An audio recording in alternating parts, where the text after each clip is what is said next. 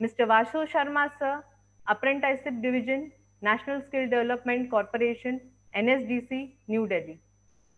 Mr. Vijay Goyal, sir, President, Madhya Pradesh Chamber of Commerce and Industries. Mr. Gautam Kothari, sir, President, Pitampur Audyogik Sangathan. Mr. Rajiv Agarwal, sir, President, Association of All Industries, Mandideep. Mr. Rajiv Muzumdar, sir, President, Pitampur Personal Fraternity. Advocate Girish Patwardhan, sir, Bar Association, Indore. Mr. Satish Pawar, sir, Director from Yuva Shakti Foundation, and Mr. Vinesh More, sir, Regional Coordinator, Apprenticeship Division from Yuva Shakti Foundation.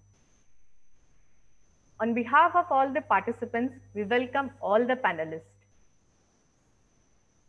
Just a little housekeeping before we get started. If you have any questions during the presentation, please type them into the question box in your control panel. I'll bring them up during the presentation, and we will also have time for questions at the end.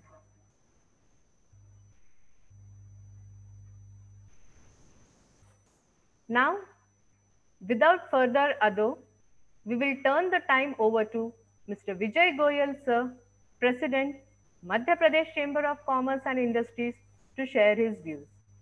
Over to you, sir. Thank you. I am Vijay Goyal from Gwalior, President, MP Chamber of Commerce and Industry. आप जैसा कि आप सभी लोग जानते ही हैं कि कोविड-19 की वजह से इस समय सारा इंडस्ट्रियलाइजेशन और ट्रेड दोनों ही पूरी तरह से डिस्टर्ब है, और इस कारण से हमारा एक जो तेज गति से बढ़ता हुआ औद्योगिक क्षेत्र था ग्वालियर, वो उसकी गति काफी तीव्र रुक गई है, काफी रुकी हुई गति है। और जिस प्रकार से सरकार से सहायता की उम्मीद थी, वो सहायताएं भी इस समय नहीं मिल रही हैं। हमें लगातार लॉकडाउन पीरियड में हमारे इंडस्ट्रियलिस्टों को बिजली का मिनिमम चार्ज और फिक्स चार्ज वगैरह सब देना पड़ा, जो कि एक बहुत बड़ी लायबिलिटी थी। साथ ही एम्प्लॉइज को सैलरीज और दूसरे एक्सपेंसेस भी बियर करने पड़ रहे हैं, और प्रोडक्शन आज भी इस स्थिति में भी 33 to 40% से ऊपर प्रोडक्शन नहीं गया है। साथ ही बिल्कुल स्किल्ड जो लेबर थी और जो टेक्निकल लेबर थी, उसको भी जो स्टाफ था वो भी यहाँ से मूव आउट हुआ, और बहुत सारा स्टाफ दूसरे क्षेत्रों से भी यहाँ पर आया है।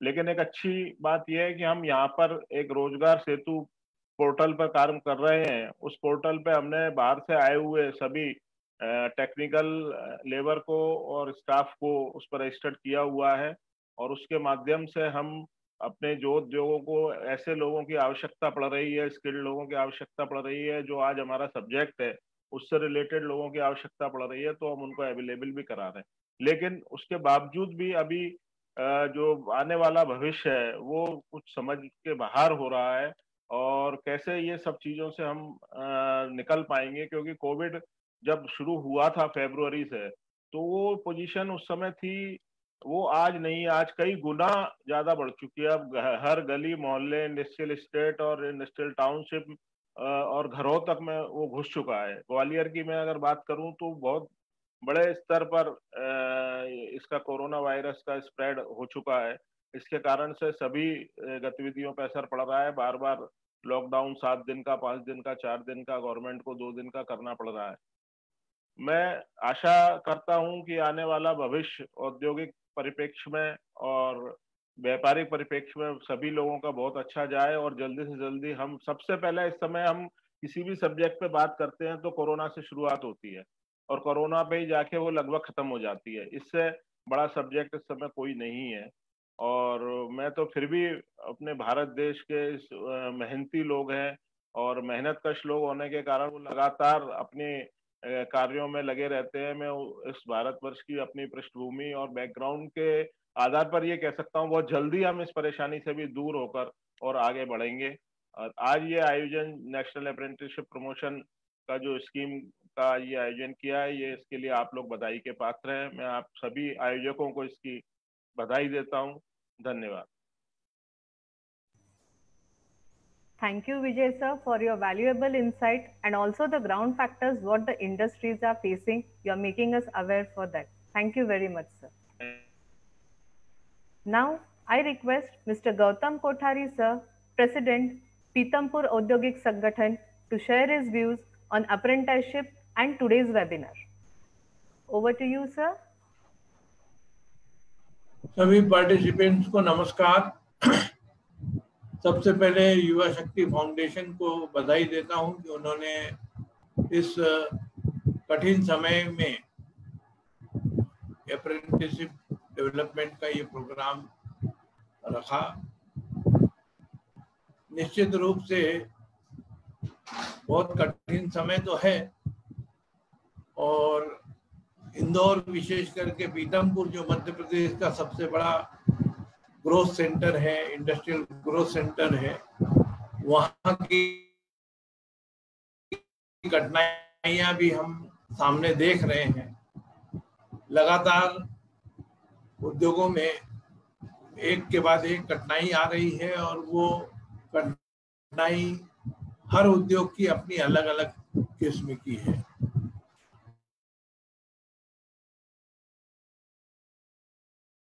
और निश्चित रूप से लोग हर उद्योग कमी महसूस कर रहा है किसी प्रकार से स्किल्ड वर्कर के क्षेत्र में।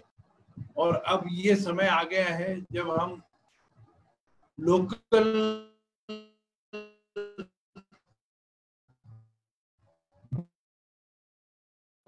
वर्क फोर्स है उसको ट्रेन करें और उनके सहारे आगे बढ़ें। और इस कारण से जो अप्रेंटिसशिप जो स्किल डेवलपमेंट का प्रोग्राम है वो निश्चित रूप से समसामयिक है और इसका उद्योगों को काफी फायदा मिल सकता है। लेकिन अभी उद्योगों में इतनी अवेयरनेस नहीं है और इस अवेयरनेस की कमी के कारण अभी तक इसका जो वास्तविक फायदा उद्योगों को उठाना चाहिए वो उठा नहीं पा रहे। तो आपने जो आयोजन किया है वो आयोजन निश्चित रूप से इसमें कहीं ना कहीं कोई आगे दिशा देगा। इसी शुभकामना के साथ जय हिंद, धन्यवाद। Thank you, Gautam sir, for your views on today's apprenticeship and salute your positivity towards moving ahead in this industry. Now, I request Mr. Rajiv Agarwal sir, President, Association of All Industries Mandideep, to share his insight. Over to you, sir. Rajiv Agarwal is not here. Muzumdar sir. Okay, I will move ahead. Now I request Mr. Rajiv Muzumdar sir, President, Pitampur Personal Fraternity, to share his experience and views on apprenticeship practice. Over to you, sir. Thank you. So dear all dignitaries of today's webinar and all participants, good afternoon to everyone. On behalf of Pitampur Personal Fraternity, I am Rajiv Muzumdar. Welcome you again in today's webinar, where we have with us Sri Girish Patwardhan sir. Thanks Girish sir for providing your valuable time to us. Here I am representing to Pitampur Personal Fraternity, where I will speak some words about PPF.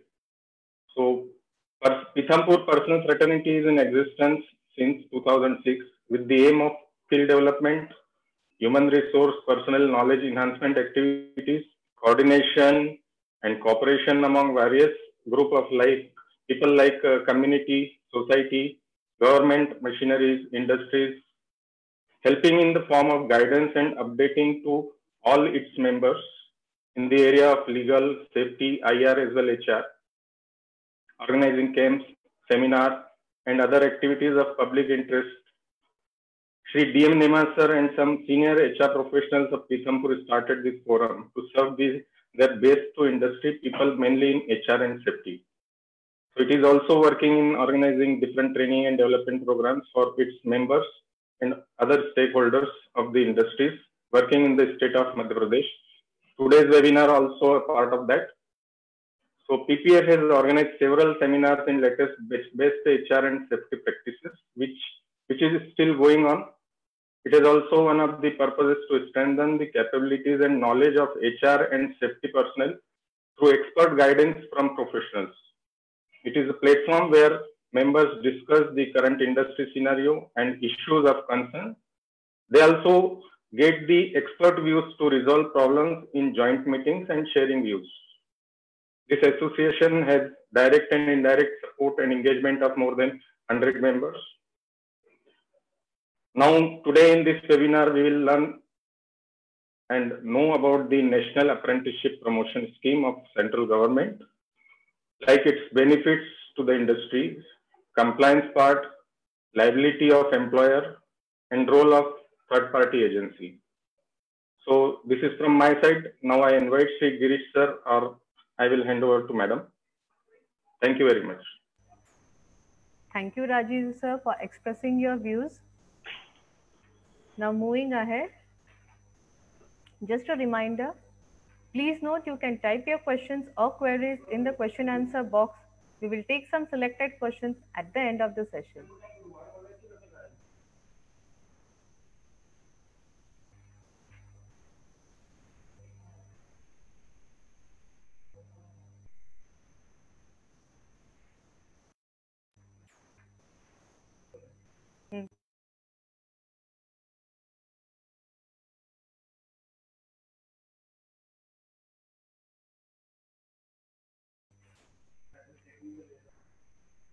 Okay, now moving ahead, I guess there is some technical error at Mr. Girish Patwardhan sir's end. He's there. Yes, he's there. Okay, he's sir. there. Okay, sir. Now I request our first speaker for today, Advocate Girish Patwardhan sir, Bar Association Indore, to share his view on legal perspective of National Apprenticeship Promotion Scheme. Actually, Girish sir doesn't require any introduction as we all know him very well. Advocate Girish Patwardhan sir is the managing partner of Patwardhan Law Associates. He is also serving as the president of the High Court Bar Association Indore bench.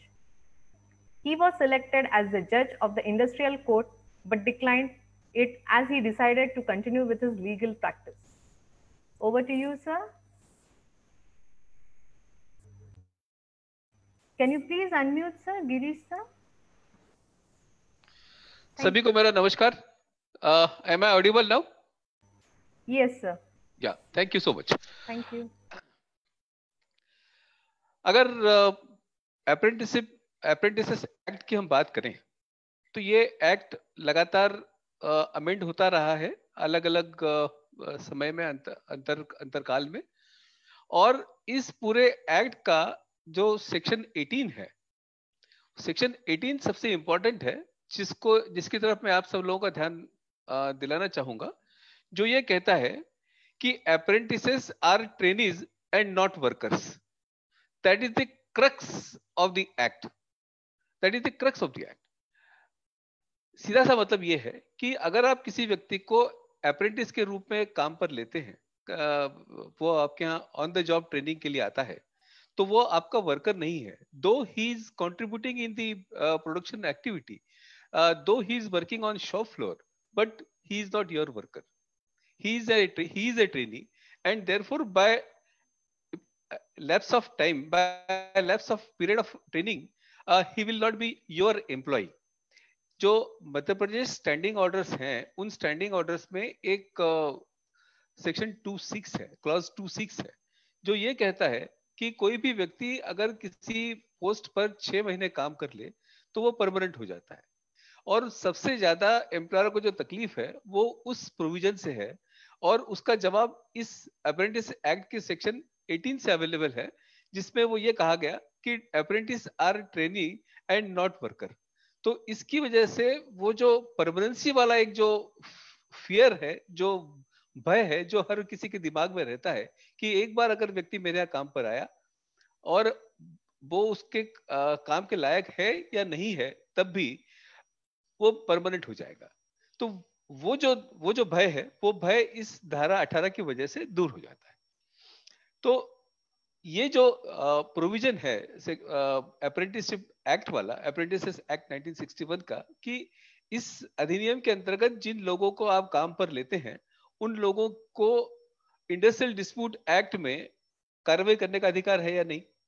एक बहुत ही सामान्य प्रश्न है जो हर किसी के दिमाग में खड़ा होता है कि क्या ऐसा व्यक्ति जो मेरे यहाँ पर अप्रेंटिस के रूप में आया था, आजकल अप्रेंटिस का पीरियड जो है वो बढ़ गया है, तो ऐसी सूरत में वो व्यक्ति ये कहते हुए कोर्ट में चला जाए कि साहब मैंने 240 दिन काम कर लिया और इसलिए 25F के अंतर्गत रिटेंचमेंट के लिए जो भी आवश्यक रिक्वायरमेंट है वो पूरी नहीं की गई और इस कारण मेरा जो टर्मिनेशन है वो गलत है। तो ऐसी स्थिति में क्या होगा, तो मैं उस एस्पेक्ट को कवर करना चाहता हूं जो लीगलिटी एस्पेक्ट है कि अगर कोई व्यक्ति आपके यहाँ ट्रेनी के रूप में आता है और ट्रेनी के रूप में उसकी सेवाएं समाप्त होती हैं, उसके बाद आप उसे परमानेंट एम्प्लॉय के रूप में या फिक्स टर्म एम्प्लॉय के रूप में काम पर नहीं रखते, तो ऐसी स्थिति में एम्प्लॉयर के ऊपर क्या लायबिलिटी आएगी, मैं इस एस्पेक्ट को कवर कर रहा हूँ। मैं उसके अलावा बाकी किसी सब्जेक्ट पे नहीं जाऊंगा, मैं अपने आप को रिस्ट्रिक्ट रखूंगा सिर्फ इसी एस्पेक्ट के ऊपर। मैं आप सब लोगों का ध्यान एक बहुत ही महत्वपूर्ण जजमेंट है, UP electricity board versus Shiv Mohan Singh, इसकी तरफ आप सब लोगों का ध्यान आकर्षित कराना चाहूंगा।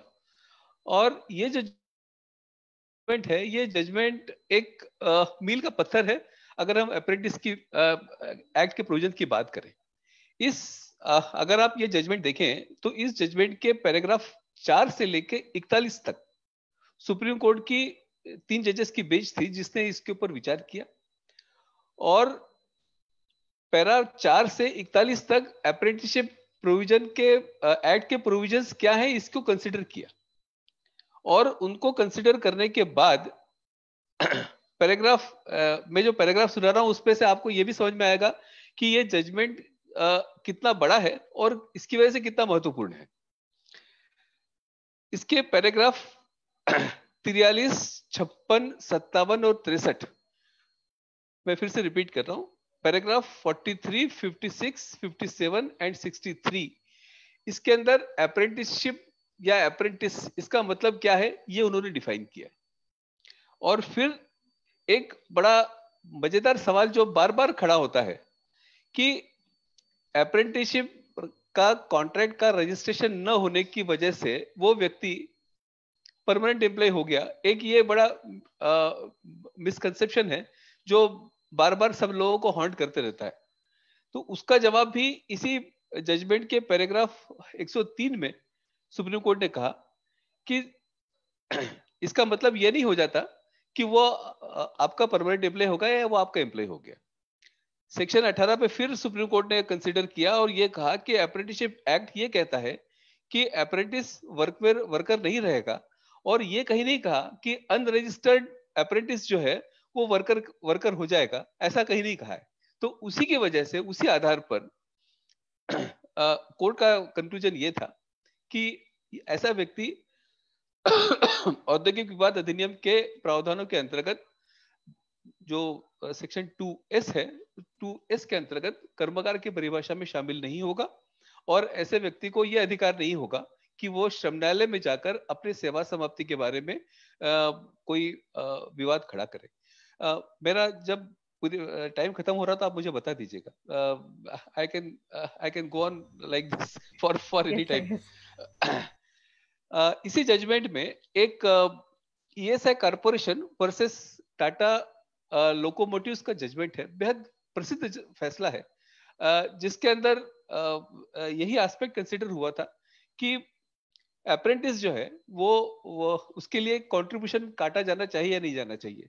इस जजमेंट के आने के बाद एक्ट को अमेंड करना पड़ा और एक्ट को अमेंड करके ये प्रोविजन किया गया कि इनके लिए जो स्टैंडिंग ऑर्डर में जो अपॉइंट होते हैं उनको कवर किया जाए। उसके बाद और भी अमेंडमेंट हुए। तो this is how this starts. अब एक सवाल ये आता है कि अप्रेंटिसशिप का जो पीरियड है वो खत्म होने के बाद क्या एम्प्लॉयर की ये जवाबदारी है, रिस्पॉन्सिबिलिटी है कि वो उसको अपनी नौकरी में ले? Is it obligatory on his part? एक ये सवाल आता है और इसके बारे में भी इस जजमेंट में तो इसको कंसिडर किया ही गया है। इसके अलावा और भी जजमेंट हैं जिसके अंदर ये एस्पेक्ट कंसिडर हुए हैं। मैं अगर लोग इंटरेस्टेड हैं तो वो इन जजमेंट के साइटेशन लिख सकते हैं। Rajendra Singh versus UB State Electricity Board, 1976 Supreme Court cases L and S, page 41. Chittaranjan Das versus Durgapur Project Limited, 1995 to Calcutta Law Journal, 388. Babulal versus Rajasthan State Road Transport Corporation, 2000, volume 84, FLR 847. And Mrityangishu Rai Chaudhary versus Union of India, 1999 Supreme Court cases L&S 797. तो in judgement के अंदर के द्वारा supreme court ने ये question को consider करके और डिसाइड किया है कि जब तक वो व्यक्ति इसको फुलफिल नहीं करता, रिक्वायरमेंट को फुलफिल नहीं करता, और एम्प्लॉयर के पास उसको अकोमोडेट करने के लिए जगह नहीं है, तब तक ये ऑब्लिगेशन एम्प्लॉयर पर नहीं है कि उसे उस व्यक्ति को काम पर लिया जाए. तो ये अप्रेंटिसशिप एक्ट के जो लीगल एस्पेक्ट हैं, वो लीगल एस्पेक्ट एक नटशेल में मैंने आपको बताने की कोशिश की है. सबसे पहला जो टेक अवेज है, जो मैंने आज जो कुछ कहा उसके आधार पर, तो टेक अवे सबसे पहला ये कि apprentice training, number 1, he is not a workman for the purpose of Industrial Dispute Act. He can't raise an industrial dispute for the purpose of Industrial Dispute Act before a labor court, and he can't seek the relief of reinstatement, or he can't claim that I should be absorbed as a permanent workman. From my side, this is all. These are the legal aspects. Thank you so much. Thank you, Girish sir, for sharing legal insight on apprenticeship practice. This will definitely help the industries to deploy maximum candidates under apprenticeship. A gentle reminder, please note you can type your questions, queries in QA box, and we will take some selected questions at the end of the session. Now, I request Mr. Satish Pawar sir, Director, Yuva Shakti Foundation, TPA registered with NSDC. Satish sir is MTech in Construction Management. From last 1 decade working on industry integrated programs, collaborative program between industries and universities as a earn and learn model. Yuva Shakti Foundation, headquartered at Pune and having presence in 18 states across India, associated with 415 industrial training partners. I would request Satish sir to take us through the NATH scheme, role of TPA in implementation of NATH scheme, and benefits to the industry in current situation. Over to you, sir. Thank you, Namrata. Good afternoon, all. Today's distinguished panelists, Vijay Goyal sir, Gautam Kothari sir, Raju Muzumdar sir, Kiran Shastri sir, and Advocate Girish Patwardhan sir. Thank you for supporting us to organize this beautiful session in such a crucial period. And a special thanks to again Vasu Sharma sir for accepting our request to address this webinar and taking time from his busy schedule. And again, there are some distinguished consultants and again senior HR in attendees actually. Special thanks to Anil Malik sir. There are members from Sector Skill Council as well, Shalini Singh madam, and all senior members, senior HR member in and around Pithampur and Indore region. So today we'll discuss, allow me to share my presentation. Yeah, it's okay. Is it visible, Namrata? Yes, sir, it's visible. So today we'll discuss the role of TPA, third-party aggregator, in optional trade apprenticeship. Basically, everybody aware about apprenticeship, and again, as Girish sir said, mainly industries are doing practices, apprenticeship in designated trade. Today we'll discuss more about optional trade apprenticeship and again the amendment in apprenticeship rules. Basically, as we all are aware, who is an apprentice? Apprentice is a candidate who signs the contract of apprenticeship with establishment to undergo apprenticeship training. This basic training is component is important to understand who all are exempted from the basic training. That means हम कौन से candidate को directly on job training के लिए deploy कर सकते हैं. So why the apprenticeship is important and mandatory for the establishment? As per recent amendment in apprenticeship rule in September 2019, industry can take candidate in apprenticeship in a band of 2.5% to 15% of total manpower count. Total manpower count means it includes everything, that is contractual labor, it's your regular employees and outsourced employees. So the establishment, those are having manpower more than 30, it is mandatory to take candidate in apprenticeship minimum in a band minimum of 2.5% of your manpower count. And what is the formula to calculate the strength of worker? The strength of worker is calculated on the basis of average manpower strength in a preceding financial year. मतलब for example अगर आपके आज के crucial scenario में because of lockdown हमारी अगर man power strength कम भी है, तो लास्ट फाइनेंशियल ईयर में हमारी जो एवरेज मैन पावर स्ट्रेंथ थी उसका बेनिफिट लेके हम 15% of our manpower count, इतना नंबर हम अप्रेंटिसशिप में डिप्लॉय कर सकते हैं. So there are two options available for apprenticeship training. NAT scheme and NAP scheme, and there is always confusion in the mind of HR. What is NAPS and what is NAT? NAPS is National Apprenticeship Promotion Scheme, and it's come under Ministry of Skill Development, and it takes care of optional and designated trade apprenticeship. Whereas NATS is National Apprenticeship Training Scheme, and NAPS is National Apprenticeship Promotion Scheme. NATS come under Ministry of HRD, and it's take care basically engineering degree diploma apprenticeship. Basically जिसे हम boat apprenticeship कहते हैं वो NAT scheme में आता है. तो अगर हम ऑपरेशनल जो फ्रेमवर्क है जो ट्रेड अप्रेंटिसशिप का आज हम जो जिसको डिस्कस करने वाले हैं, तो मिनिस्ट्री स्किल डेवलपमेंट के अंतर्गत डेजिग्नेटेड ट्रेड और ऑप्शनल ट्रेड की ये जो ट्रेड अप्रेंटिसशिप आती है उसमें designated trade is monitor by DGT, whereas optional trade is monitored by NSDC, National Skill Development Council. DGT के बिहाफ में RDAT जो रीजनल लेवल के सेंटर्स है RDAT के मतलब DGT के, वो टेक केयर करते to implement the apprenticeship practice in designated trade. Whereas NSDC के अंतर जो हम ऑप्शनल ट्रेड इम्प्लीमेंट करते हैं वो सेक्टर स्किल काउंसिल या इंडस्ट्री चैम्बर टेक केयर करता है. So what is the sector skill council? Basically the sector skill council actually it is an industry led body which is registered with National Skill Development Council.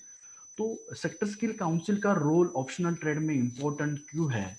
As per recent amendment in Apprenticeship Act, the CEO of sector skill council will assign the role of joint apprenticeship advisor, and who is responsible for development of curriculum, registration of contract between employer and candidate, and at the end of training period certification and assessment of candidate. There are around 38 sector skill councils are there. For example, in case of rubber industry, Rubber Skill Development Council is there. For manufacturing industries, Capital Goods Sector Skill Council is there. For automotive and auto component manufacturing industries, ASDC is there, Automotive Skill Development Council. Logistic sector skill council, electronics, जो हमारे अलग अलग जो products है उसके हिसाब से हमारे जो भी सेक्टर्स है, तो around 38 sectors skills council are there in India. तो हम अगर बेसिक जो डिफरेंस है डिजिग्नेटेड ट्रेड और ऑप्शनल ट्रेड का अगर हम ब्रॉड पर्सपेक्टिव में देखते हैं, तो डिजिग्नेटेड ट्रेड मतलब जो फिक्स ट्रेड है, those are approved by apprenticeship council of India, and there are around 261 fixed trades are there. They are mainly related to ITI. And optional trade जो है वो optional मतलब कोई भी syllabus जो है vocational engineering उसका हम definition देखेंगे, तो there are around 2000 odd qualification packs are available on the apprenticeship portal. And as I said, at the end of training period designated trade में NCVT का certificate मिलता है, मतलब assessment और certification National Council of Vocational Training कराता है. Whereas in optional trade at the end of training period sector skill council उस बच्चों का assessment और certification करता है. तो मतलब ऑप्शनल ट्रेड की अगर हम डेफिनेशन देखिए या उसका ब्रॉड पर्सपेक्टिव अगर हम समझने की कोशिश करते हैं, तो Optional trade is any program in engineering, non-engineering, vocational or non-technical, or which is developed or created by the industries or establishment as per their requirement. Basically, optional trade offers more flexibility to the establishment to create the course as per their requirement. हमें पता है कि designated trade में पहले जो apprenticeship थी, it was limited to manufacturing sector only. मतलब जो ऑटो कंपोनेंट और ऑटोमोटिव इंडस्ट्री वही अप्रेंटिसशिप कराते हैं. Now it is open to all sector for all kind of industries. मतलब राइट फॉर्म से फार्मा इंडस्ट्रीज, ऑटोमोटिव इंडस्ट्रीज के अलावा जो लॉजिस्टिक सेक्टर है, रेस्टोरेंट्स है, हाउसकीपिंग है, अलग अलग जो सर्विस इंडस्ट्रीज है, ट्रैवल है, टूरिज्म है, वो इंडस्ट्री भी अप्रेंटिसशिप में कैंडिडेट ले सकते हैं.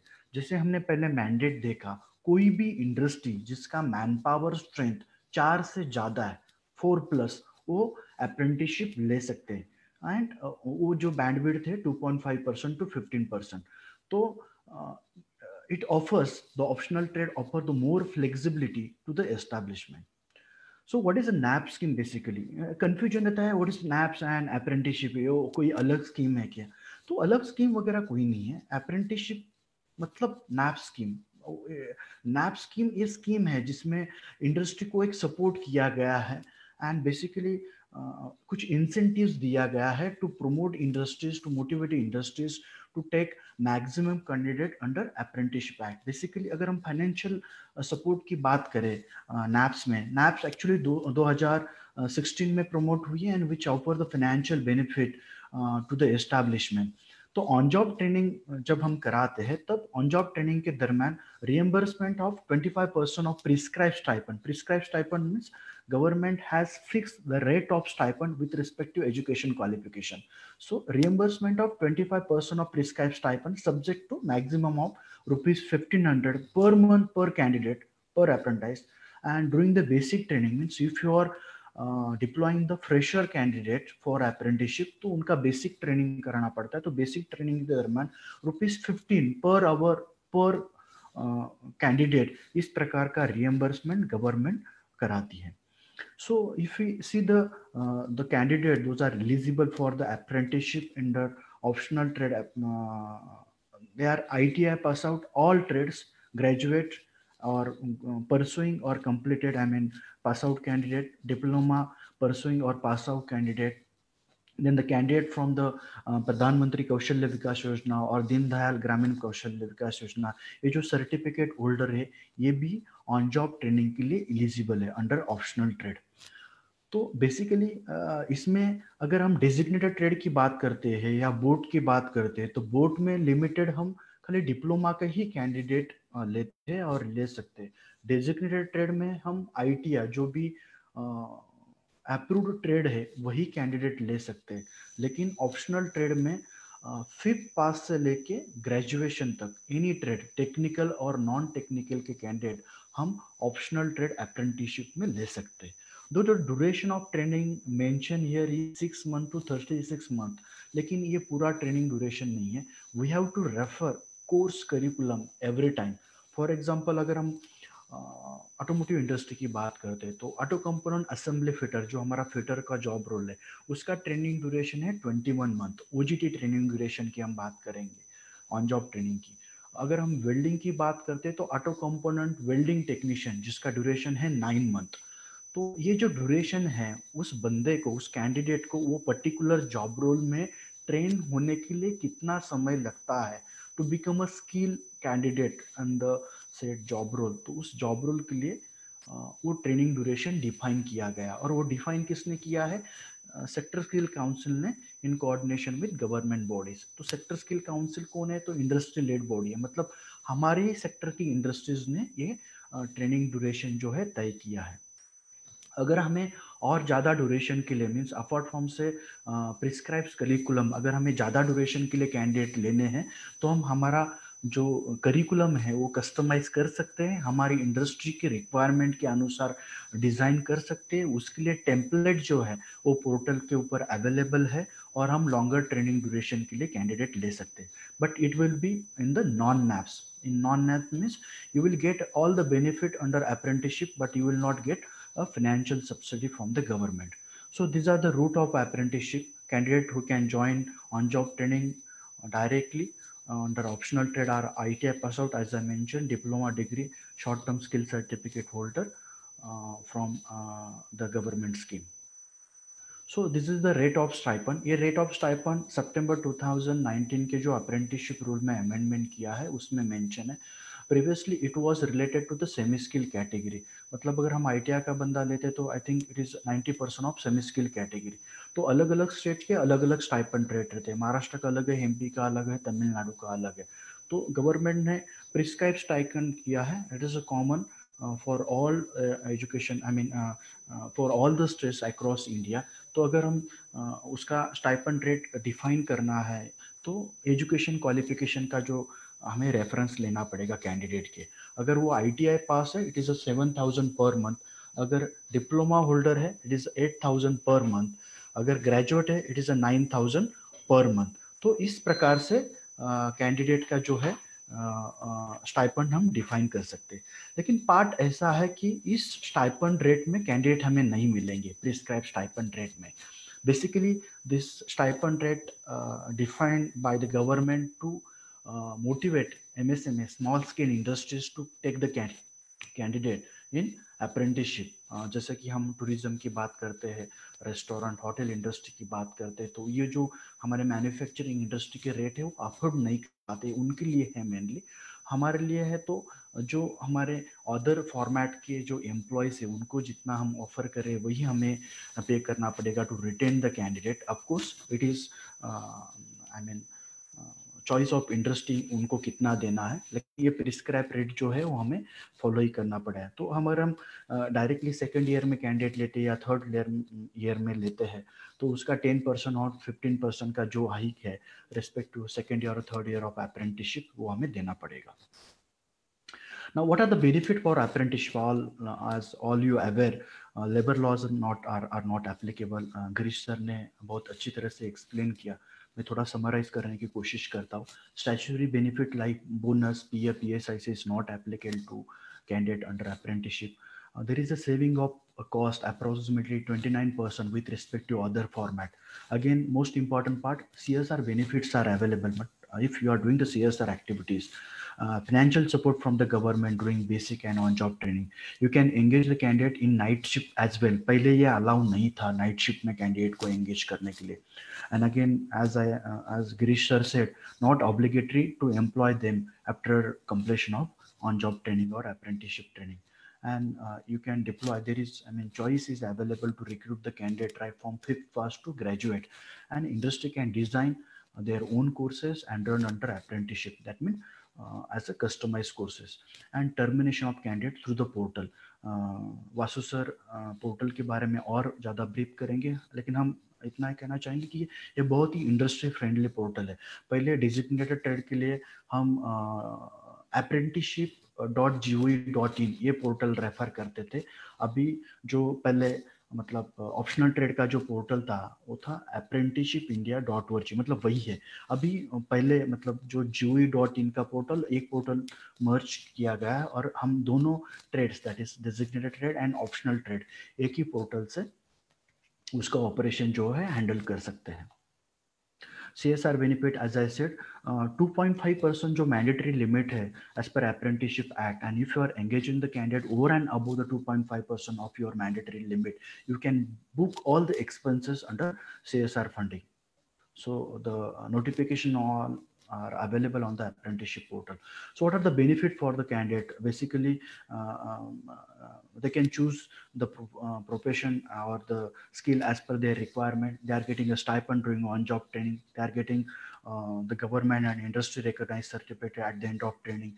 And again, it is one kind of, I mean, the opportunity for them to learn from industry expert. तो अगर हम कैंडिडेट को बेनिफिट की बात करते हैं तो apprenticeship is considered as a valid training experience for the future opportunities or career prospect. अगर हम अलग अलग सेक्टर की अगर हम बात करते हैं, जैसे कि रेलवे में अगर कैंडिडेट की रिक्वायरमेंट तो ITI प्लस अप्रेंटिसशिप इस प्रकार का रिक्वायरमेंट रहता है एलिजिबिलिटी क्राइटेरिया का, तो कैंडिडेट के लिए ये बेनिफिशियल 100% है। अगेन एज आई सेड, किसी बंदे ने डिप्लोमा इन मैकेनिकल करा है, and if you want to do the career in electronics field और मार्केटिंग फील्ड में करना है, HR फील्ड में करना है, तो वो फील्ड की वो अप्रेंटिसशिप लेके उसका स्किल सेट या जो सिलेबस है वो लर्न कर सकता है। तो इस प्रकार की अपॉर्चुनिटीज ऑप्शनल ट्रेड में है। So can industry engage the ITI and diploma pass candidate into optional trade? Yes, they can engage. For example, let's say ITI fitter can be engaged in quality or CNC related operation if he wish to join. Again, a BA pass candidate can be engaged in assembly trade apprenticeship if he wish to learn the new things. तो इस प्रकार के technical और non technical candidate हम apprenticeship में ले सकते हैं।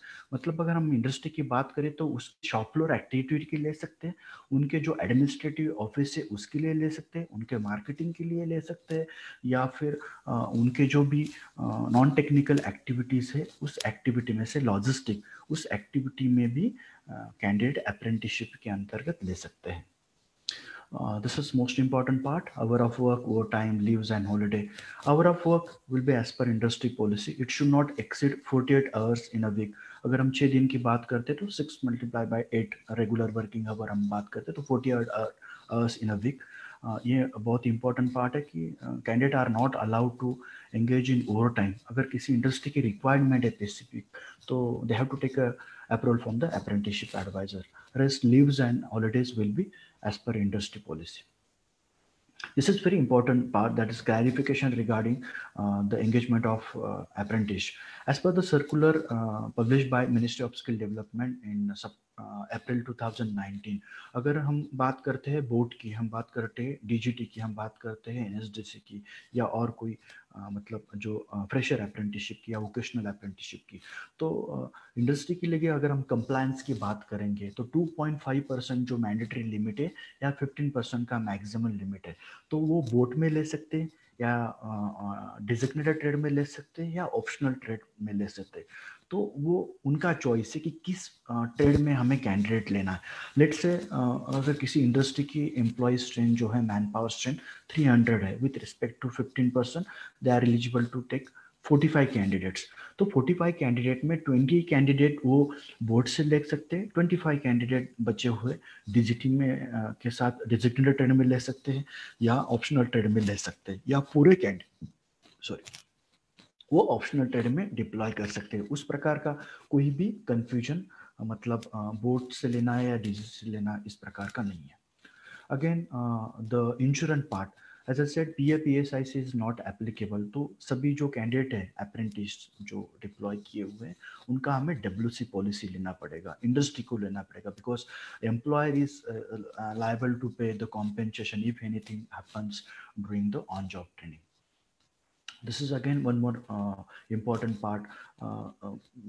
Can establishment having the presence in multiple locations across India, can they register centrally? Yes, they can register centrally, and this kind of arrangement are available on the portal.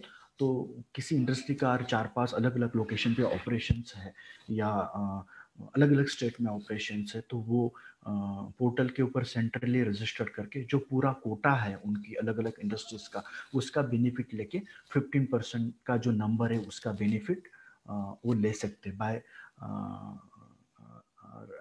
Doing the registration as a combine है, मतलब centrally सभी industries का जो है और उनके जो units है उसका रजिस्ट्रेशन करके। तो ये जो पोर्टल है उस प्रकार के अरेंजमेंट हमें उसके अवेलेबल है। किसी भी प्रकार का फिजिकल डॉक्यूमेंटेशन या किसी परमिशन की जरूरत नहीं। पोर्टल जो है बहुत ही इंडस्ट्री फ्रेंडली है, और इस प्रकार की कोई दिक्कत है तो लोकल ऑफिस पे DGT के या सेक्टर स्किल काउंसिल के या TPS को आप कांटेक्ट कर सकते हैं। सो BTP registration for the industries, पहले हमें अगर पता है तो BTP हम किसी ITI के पास करते हैं, मतलब बच्चों को 6 दिन का OJT करने के बाद RI क्लासेस के लिए गवर्नमेंट ITIs या किसी ट्रेनिंग सेंटर में भेज देते हैं।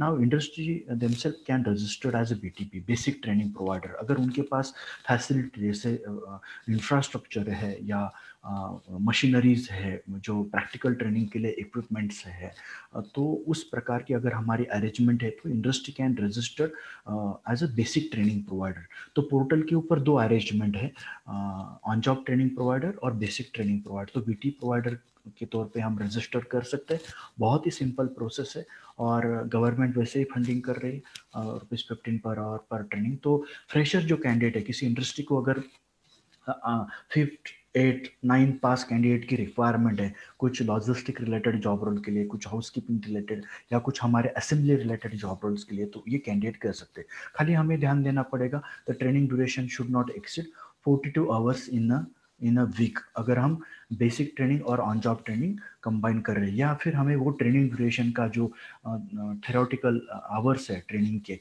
बेसिक ट्रेनिंग के और ऑन जॉब ट्रेनिंग के, उसके ऊपर ध्यान देना पड़ेगा। Assessment and certification, as I said, practical assessment by the employer on the shop floor, theoretical assessment by the either by industry or by sector skill council. Industry can choose the option to do the certification, that means theoretical assessment. अगर उनको कोई अपना logo या signature चाहिए, तो they can put their own logo and signature on the certificate. This is a format of certificate at the end of training in optional trade. Registration of basically industry on the portal, बहुत ही simple process है। apprenticeshipindia.portal के ऊपर हमें जो registration करना है, हमारे बेसिक डॉक्यूमेंट चाहिए। आप प्रोप्राइटरशिप हो, प्राइवेट लिमिटेड हो, या जो भी आपका रजिस्ट्रेशन कंपोनेंट रहेगा, तो वो आपका registration certificate, GST, PAN card, जो बेसिक जो हमारे अकाउंटिंग नंबर्स है वो number, Aadhaar card link bank account, PF ESI से is not mandatory, please do remember. तो इस प्रकार का करीबन 4-5 मिनट की ये प्रोसेस है, तो हम बहुत ही सिंपल तरीके से पोर्टल के ऊपर रजिस्टर कर सकते हैं। And again as a third party aggregator हम भी आपके बिहाफ में वो प्रोसेस कर सकते हैं। कैंडिडेट रजिस्ट्रेशन, हमें ये पता है कि कैंडिडेट का जो रजिस्ट्रेशन है पोर्टल के थ्रू ही होना है, और उसका जो भी पूरा एक्टिविटी, तो any individual who has completed 14 years of age, physically fit और प्रिस्क्राइब एजुकेशन क्वालिफिकेशन है जो जॉब रोल के अनुसार, he can register on the portal and having valid Aadhaar card and Aadhaar card link bank account. क्योंकि portal जो हमें stipend का reimburse आने वाला है, तो for that purpose we have to disburse the stipend to Aadhaar card link bank account only to the portal. तो ये पोर्टल का बच्चों का जो प्रोसेस है, तो जो हम अगर प्रोसेस डिफाइन करते हैं राइट फ्रॉम स्टार्ट, तो registration of industries on the portal, then select the option NAPS and non NAPS. Non NAP मतलब आप अगर कोई कस्टमाइज प्रोसेस करना चाहते हैं, तो जैसे कि आप नंबर स्टेप मतलब एंटर करते हैं अपना मैन पावर काउंट, तो 15% का जो टोटल स्ट्रेंथ है, आपको कितना कैंडिडेट आप एलिजिबल हो, उस प्रकार का नंबर आ जाता है। Then registration of candidate, signing of contract letter through the portal only, the submission of contract letter for the approval by the respective sector skill council, taking their WC policy, on job training, theoretical training either on mobile मैंने इसीलिए बताया कि अभी जो lockdown का period है, तो basic training भी शायद से वासु सर उसके लिए ज़्यादा ब्रीफ करेंगे कि गवर्नमेंट ने अलाउ की है शायद, आई डोंट नो। तो वो बेसिक ट्रेनिंग भी हम ऑनलाइन मोड में कंप्लीट कर सकते हैं। And at the end assessment and certification part, तो बहुत ही सिंपल प्रोसेस है। No need to maintain any physical document, no need to approach any officer. मतलब अगर ऑफिसर को हमें अप्रोच, मतलब जो भी किसी प्रकार के डाउट्स है, हमारे ग्रीवेंसेस है उसके लिए, तो पूरा जो प्रोसेस है वो ऑनलाइन पोर्टल, मतलब पोर्टल थ्रू हम कर सकते हैं ऑनलाइन के माध्यम से।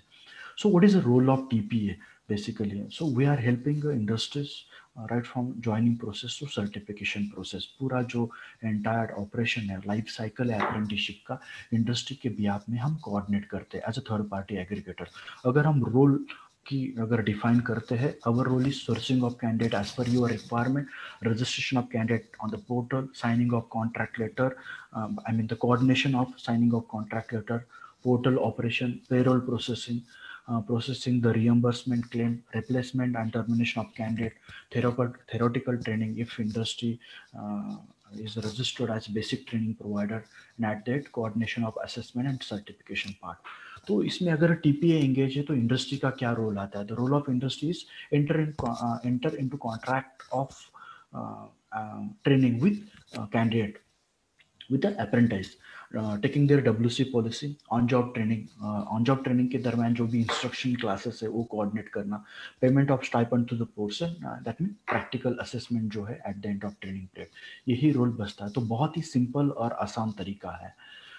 So as far as our organization concerned, Yuva Shakti Foundation, we are into education, placement, skill-based training and human resource related services from last 1 decade. We are spread across India. We have a spread around 18 states, and we have capacity to start the operation at any corner of India. If as far as Pithampur and Indore belt is concerned, we have some renowned candidates like KC, New Holland, iShare, Metro, Cashcare, that is retail, Avtech, Mandagrove, Candor, so and so on, New Long, MSL, Katiman Private Limited. तो इस प्रकार के कुछ training partners है जो एक मतलब sample के तौर पे डाला है. We have a very good presence in Pithampur and having capacity to coordinate all the operations. So thank you very much. As I said, after going through the presentation, हम इतना ही कहना चाहेंगे कि apprenticeship and again in the NAPS, it is a legally safe, commercially benefit, क्योंकि PF ESIC के benefit के अलावा हमें गवर्नमेंट से रियम्बर्समेंट मिल रहे ₹1500 पर मंथ पर कैंडिडेट. और गवर्नमेंट का स्कीम है, अगर हमें इस प्रकार का अपॉर्चुनिटी दिया है तो ये कॉस्ट कटिंग सिनेरियो में, लॉकडाउन के सिनेरियो में शायद से हमें सभी इंडस्ट्रीज ने वो ऑप्शन लेना चाहिए और कैंडिडेट को अप्रेंटिस में डिप्लॉय करना चाहिए. Again it is operationally comfortable as well. तो एक बेस्ट चॉइस है, बेस्ट ऑप्शन है लॉकडाउन में कॉस्ट कटिंग के सिनेरियो में to hire the candidate under apprenticeship. Thank you very much. Thanks for your time. Over to you, Namrata. Thank you, Satish sir, for your valuable insights. Please note, you can type your questions, queries in the Q&A box. We will take some selected questions at the end of the session. Now, I would request our distinguished speaker, Mr. Vasu Sharma sir, Apprenticeship Division, National Skill Development Corporation, NSDC, New Delhi. Vasu sir is a founding member of the Apprenticeship Division at NSDC. He is managing the implementation of the apprenticeship program in India. He has participated in forming the revised guidelines, drafting the operational framework, and enhancing the portal to incorporate the new industry-friendly reforms in the program. He also undertakes advocacy of Skill India mission with external stakeholders across different industry fora, with focus on promoting industry demand-driven skilling ecosystem. He started his career at a leading consulting firm, working on strategy projects for companies across the globe. He holds a bachelor's degree in economics from Hansraj College, Delhi University, and master's in business administration from Indian School of Business, Hyderabad. Now, I would request Vasu sir to share his views with us on new amendments in Apprenticeship Act and way forward to hire the apprentices. Over to you, sir. Thank you, Namrata ji. Good afternoon to all dignitaries and attendees. I think काफी interesting discussion हुई है अभी तक. Vijay ji had some really pertinent points on how the economy is reviving back. Girish ji had some interesting points to share on the legality of apprenticeship, which is a very common question that we keep facing. So I think उन्होंने काफी अच्छे way में काफी अच्छे references देके explain किया है. And Satish ji has covered pretty much the basic structure of the program. So I think I will rather focus on what the current scenario है अभी COVID के कारण companies कैसे benefit कर सकती हैं apprenticeship program से. और थोड़ा सा quickly, if we have the time, I'll show you the portal just to give you. I think काफी लोगों को basic questions होते हैं portal पे, तो वो थोड़े बहुत उससे resolve हो जाएंगे. So I'm just going to share my screen. My screen is visible, Namrata? Yes, sir, it's visible. Okay, thank you. Thank you. Right, so I think more so ये एक इंडिया में रहा है अभी तक और अभी और relevant हो गया है. अगर आप supply side पे देखते हैं तो एक बहुत ह्यूज बेस है हमारे यूथ का जो एम्प्लॉयमेंट चाह रहा है, जो रोजगार चाह रहा है, बट वो एम्प्लॉयमेंट रेडी नहीं है, एम्प्लॉयबिलिटी बहुत लो है। डिमांड साइड पे if you talk to any companies, आप देखेंगे कि सबसे बड़ा इशू उनका रहता है कि एम्प्लॉयड लोग नहीं मिल रहे हैं। किसी भी कंपनी में एचआर कॉस्ट, जो आपका ऑन बोर्डिंग कॉस्ट हो गया, सिलेक्शन कॉस्ट हो गया, ट्रेनिंग कॉस्ट हो गया, रिटेंशन कॉस्ट हो गया, बहुत हाई होते हैं। And that is why apprenticeship is probably the only demand driven program in India. And इसका इंडस्ट्रीज को फुल फायदा उठाना चाहिए, क्योंकि अभी तक इंडस्ट्री समझती हैं इसको सिर्फ एक नॉर्मल ट्रेनिंग प्रोग्राम से, लेकिन बहुत स्टडीज हुई हैं और हमने भी बहुत स्टडीज करी हैं जहां, और कुछ रिजल्ट्स मैं आपको अपनी प्रेजेंटेशन में भी दिखाऊंगा, जिससे हमें पता लगता है कि how it is actually a cost saving mechanism. It leads to a lot of benefits to the organization. अगर आप NAPS reimbursement को कंसिडर ना भी करें, गवर्नमेंट से जो पैसे मिलते हैं आपको, उसके बिना भी आपको फायदा ही होगा अप्रेंटिसशिप प्रोग्राम चला के, और हम कुछ आपको एविडेंस देंगे इसमें। ये सारा सतीश जी ने कवर कर लिया है, स्टाइपेंड स्ट्रक्चर भी कर लिया है। ये कुछ लीगैलिटीज थी। So they are apprentices are not workers. तो काफी जो लेबर लॉज के तहत जो चीजें आपको फुल टाइम वर्कर्स को देनी होती हैं, वो आपको अप्रेंटिसेस को नहीं देनी होती हैं। जैसे आपका ESI बेनिफिट हो गया, EPF बेनिफिट हो गया।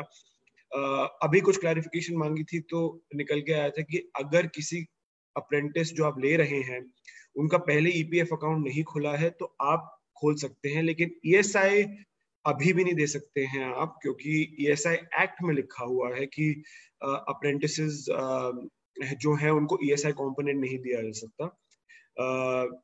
इसके बाद काफी कंपनीज क्वेश्चन पूछती हैं कि because companies under apprenticeship act will still be covered under workmen's compensation act, तो अगर कोई इशू हो गया शॉप फ्लोर पे या कोई एक्सीडेंट हो गया तो उसको कैसे रिजॉल्व करना है। तो वो आपको हम हमेशा सजेस्ट करते हैं कि एक ग्रुप इंश्योरेंस पॉलिसी बहुत सारी मिलती हैं, आप जरूर अपने अप्रेंटिसेस के लिए लीजिए, क्योंकि आप अगर कुछ उनको हो गया तो आप वर्कमेंस कॉम्पनसेशन एक्ट के अंडर कवर्ड हैं, तो आपको उसको आप लायबल होंगे, आपकी लायबिलिटी होगी। एक क्लैरिफिकेशन MCA से भी आई थी कि अगर आप मिनिमम कोटा जो अप्रेंटिसशिप का होता है 2.5%, उससे ज्यादा अप्रेंटिसेस ले रहे हैं तो आप वो एडिशनल ट्रेनिंग कॉस्ट आप CSR फंड्स में यूज कर सकते हैं। ये नोटिफिकेशन पोर्टल के लैंडिंग पेज में ही है, तो एक बार मैं आपको जब पोर्टल दिखाऊंगा तो आपको मैं बता दूंगा ये कहाँ पे है। ये जो NAPS रीइंबर्समेंट है, ये प्राइमरीली इसके साथ हुआ क्या, कंफ्यूजन हो जाती है बहुत। People think NAPS is apprenticeship program, apprenticeship program is NAPS। हम प्रोग्राम जो ट्रेनिंग है वो अप्रेंटिसशिप है। NAPS is only a reimbursement subsidy that the government has offers to company who choose to avail it. Primarily इसका शुरू करने का motive था to support the MSME sector, क्योंकि उनको अगर कोई इन्वेस्टमेंट करनी पड़ती थी ट्रेनिंग फैसिलिटी करने के लिए, या उनको अगर स्टाइपेंड ज्यादा लगती थी तो स्टाइपेंड सपोर्ट उनको मिल जाएगा। But of course it is not limited to the MSME sector, आप जितनी भी बड़ी ऑर्गेनाइजेशन है आप ये कर सकते हैं। बट मैं यही हमेशा बोलता हूँ काफी जब इंडस्ट्रीज से बात करता हूँ, दैट अपना प्रोग्राम का ओनली अट्रैक्टिव पार्ट ये मत समझिए। अगर आप प्रोग्राम को अच्छे से समझेंगे और आप कुछ मैं आपके साथ बेस्ट केस स्टडीज भी शेयर करूंगा कैसे ऑर्गेनाइजेशन चलाती हैं अप्रेंटिसशिप प्रोग्राम अपने कंपनीज में, आपको समझ में आएगा कि इसके बिना भी अप्रेंटिसशिप प्रोग्राम एक बहुत ही इफेक्टिव, बहुत ही renowned world over in fact training program है, जिससे आपको लॉन्ग टर्म बेनिफिट्स मिलेंगे ही मिलेंगे, इसमें कोई डाउट नहीं है। तो हाँ जी, काफी लोग इंडस्ट्रीज पूछते हैं कि हम इंटर्नशिप कर ही रहे हैं तो हम अप्रेंटिसशिप कैसे नहीं कर रहे। इंटर्नशिप अप्रेंटिसशिप काफी लोग कंफ्यूज करते हैं, काफी कंपनी सोचती है कि अगर हम इंटर्नशिप कर रहे हैं तो हमारा अप्रेंटिसशिप माना जाना चाहिए, लेकिन इंटर्नशिप में बहुत इश्यूज होते हैं। अगर आप यहाँ देख सकते हैं कि रिटन कॉन्ट्रैक्ट नहीं होता, एक स्ट्रक्चर्ड ट्रेनिंग नहीं होती है, एक लीगल फ्रेमवर्क नहीं होता फॉर इंटर्न्स। बहुत बार उनको स्टाइपेंड भी नहीं दी जाती है for the amount of the productivity that they are doing. Of the job training कभी कभी जरूरी हो, मतलब जो आपका बेसिक ट्रेनिंग होता है जरूरी नहीं है कि वो हो। और इंटर्नशिप के बाद ऐसा भी नहीं है कि आपको एक क्वालिफिकेशन सर्टिफिकेट मिलती है। सो बहुत कंपनीज हमारे पास आती हैं जो बोलती हैं कि हम अपना इंटर्नशिप प्रोग्राम एक अप्रेंटिसशिप प्रोग्राम में कन्वर्ट करना चाहते हैं, जिससे उनके कैंडिडेट्स को एक government of India recognise certificate मिलेगी और आगे उनके प्रोस्पेक्ट्स आफ्टर, अगर वो नहीं उनको एम्प्लॉयमेंट देना चाहते, उनके आफ्टर प्रोस्पेक्ट्स काफी अच्छे रहेंगे। देखिए पोर्टल ये है apprenticeshipindia.org। इसका आप URL अच्छे से याद कर लीजिए, क्योंकि इस पे अब दोनों चलते हैं, डेजिग्नेटेड प्रोग्राम्स भी इस पे चलते हैं, ट्रेड्स, ऑप्शनल ट्रेड्स भी इस पे चलते हैं। अगर एक कंपनी पहले डेजिग्नेटेड ट्रेड करती थी, ऑप्शनल ट्रेड करती थी, उसको दो अलग अलग पोर्टल में दो अलग अलग अकाउंट से लेने पड़ते थे। अब वो अपने एक ही अकाउंट से यूनिफाइड पोर्टल पे जाके दोनों कॉन्ट्रैक्ट जनरेट कर सकते हैं। आपको दिखाऊंगा मैं वहां पे कि कैसा पोर्टल है। तो आगे बढ़ते हैं। टीपीएस के बारे में कवर कर लिया है।